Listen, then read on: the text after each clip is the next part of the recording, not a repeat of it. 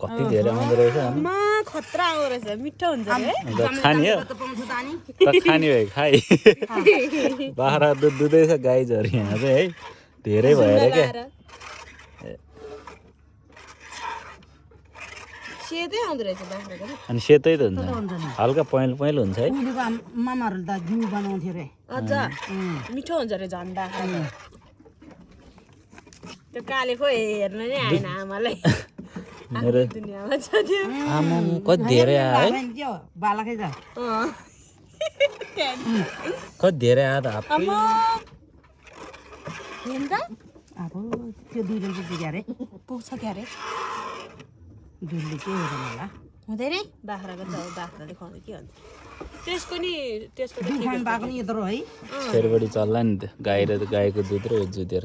चल्दैन गाईको बरु दुधै छैन यसको ठुलो हो कति धेरै त है हेर्न त यसकै ठुलो हो गाईको भन्दा त टन्नै पो आउँदो रहेछ त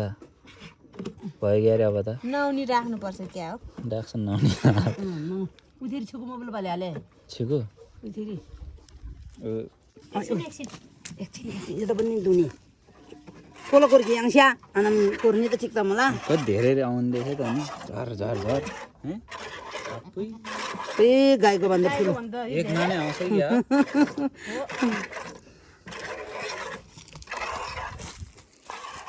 एउटा मात्रै पाएछ रानीले अनि के गर यसलाई नि सन्चो भएछ चलेन एक माना त भइसक्यो अनि बरु गाईको दुधै खाएन बिचरा